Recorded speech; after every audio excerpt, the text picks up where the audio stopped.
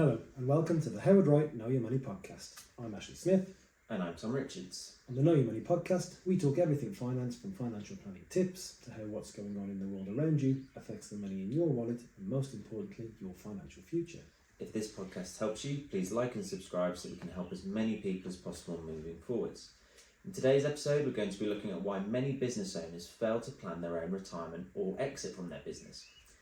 Ashley, can you give our listeners a bit of background on why this topic is so popular at the moment?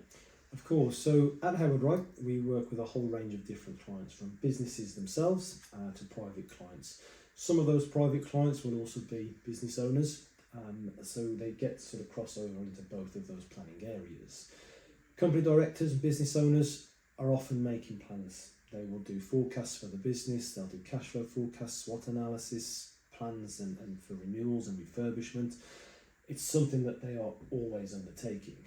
This then leads to the question, if they are so keen on planning to make sure they get things right within the business, why do so many of them fail to even sort of build their own exit strategy or ultimately plan for retirement properly?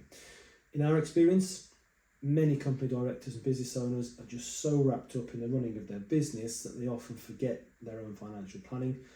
Or worse, they just don't simply see it as a priority. So that's where we are with that. Brilliant, thank you very much for that, Ash. And it's clearly a common issue. So why do so many of them fail to plan for themselves like they do with their business? So over the years, we've been given many different answers to that question, mainly from clients or clients that are about to become clients, I should say.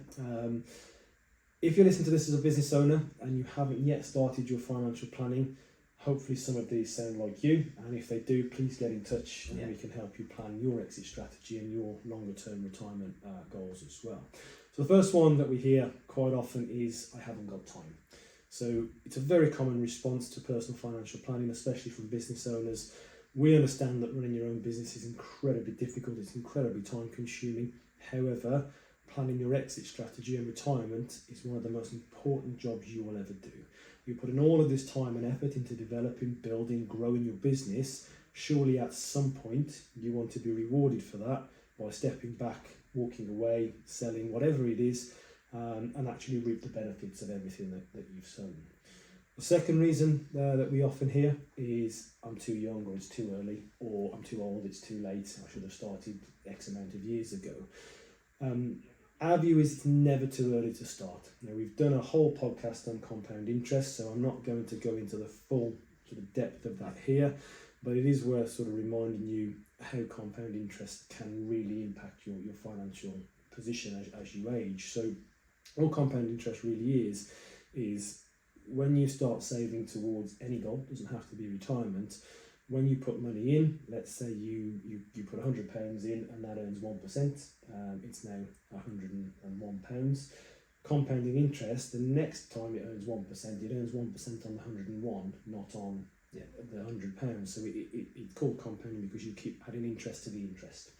Now, if you were looking to retire at say 68 and you wanted what we would class as a comfortable standard of living, which is about £33,500 per year, and assuming that we get a 6% growth rate on investments, if you started saving at age 20, you would need to save £223 per month, and then when you get to 68, you would have enough to provide you with £33,500 a year.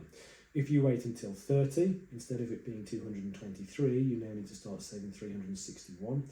If you wait until 50, it's £1,210 a month, and if you wait until 60, you actually need to be putting £3,369 away a month.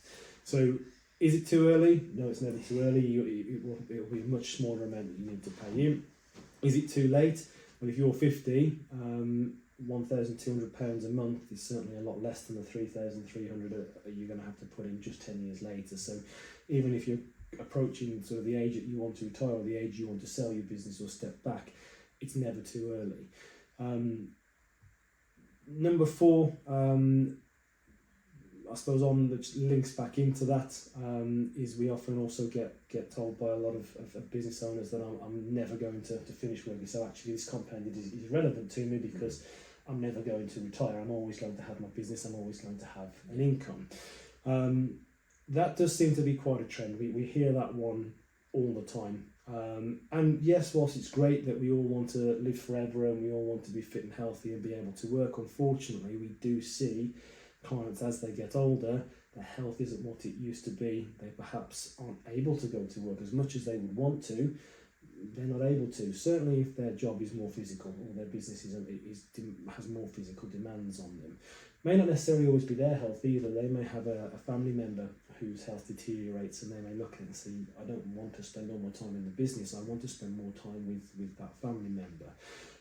So again, if we start planning early enough, if any of these things happen to you or to a family member in the future, we've been saving from a young age, the compounding has helped with the values. It just means that we're then not as reliant on having to work ourselves to provide an income. The next one that we hear is the numbers are too big, they're too frightening. In one sense, it's usually a good reflection of financial planning that the numbers are quite big, because that means that we're actually planning for a real retirement. We're not just using small numbers because they're achievable. When those numbers are big and scary and it's a huge target to hit, again, going back to that compounding, the earlier you start, the easier it will be to achieve those figures. The last one here that we get quite often from business owners is that, well, my business is my pension. I don't need to save money outside the business because I'll sell the business, or the business will keep going and I'll employ someone to work and I'll just draw my income. Now, great if you can achieve that, perfect, and that's the ideal scenario. However, when you decide that you want to retire, whether it's just because you've had enough, whether it be through your health, family members' health, whatever, is that the right time to sell your business? If you are a business that is very reliant upon the economy being at its strength and we're in the midst of a recession, you may not be able to get the sale price that you need to then fund your income for the rest of your life. So whilst we're not saying here by any means don't grow the business, don't sort of get it to that point where it can reach a reasonable sale price, what we're trying to say is do planning around the business as well as, have a backup plan as well as the business itself, so that if it isn't the right time to sell the business, or you can employ someone but you're perhaps going to have to take a hit to your income because you need to pay them to run the business for you, that's fine, because you've got plan B there that you can sort of fall back on and wait for conditions to improve so you can sell the business for a better sale price, or you can fall back on and draw a little bit of income from plan B, and then you can pay someone to run the business, which will provide the bulk of your income.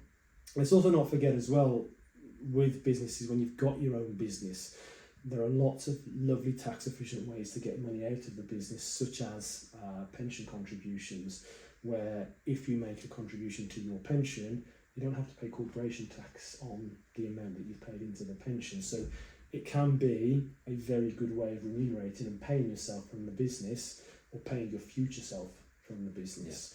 Yeah. That also, again, links all the way back up to that it's done too young or too old. Once you get to age 55, as it is at the moment, any money in a pension, you can actually access it. So if you're 55 and you want to get some money out of that business nice and tax efficiently, make a pension contribution. You could access it tomorrow if you really needed it, and you haven't had to pay corporation tax on it. 25% of that pension pot is tax free, and if your income is reducing from the business because you've sold it or you're employing someone else now to run it for you, potentially you've not had to pay higher rate tax on the income you would have done if you'd have drawn it out, and then when you do draw it from the pension, you're a non or a basic rate taxpayer. So there's lots of planning opportunities when you own your own business that just aren't available to your everyday employee. So again, lots of excuses that we hear there, but hopefully from today's podcast, some of these, if they do sound like you can have a think and say, actually, that makes sense, let's actually have a look and start planning for the future. As always, if you want to start planning for your future, if these do sound like you and you want to have a conversation with us, the best way to get a hold of us is via the website, www.howardwright.co.uk. Fill in the inquiry form, or you can contact us on 0345 688 4939. Thank you very much for listening to the Howard Wright Know Your Money podcast. I've been Ashley Smith. And I've been Tom Richards. If you're watching this on YouTube, please like and subscribe or share on your socials. And if you're listening to us on Apple Music or Spotify, please drop us a follow and leave us a review. It really helps other people find the podcast, enabling them to know their money better and build stronger financial futures. Please also check out the Howard Wright link tree for loads more tips, tricks, articles, videos and podcasts just like this one. And most importantly, stay tuned for future episodes.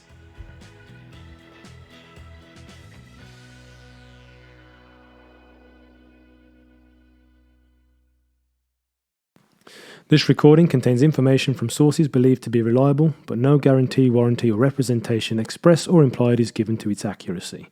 Howard Wright does not undertake any obligation to update or revise any future statements. Past performance is not a reliable indicator of future results. Investments can go down as well as up, and actual results could differ materially from those anticipated.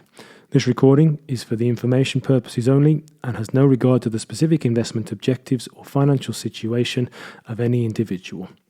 The information contained in this recording is not intended to constitute and should not be construed as investment or financial advice. Appropriate personalised advice should always be taken before entering into any transactions.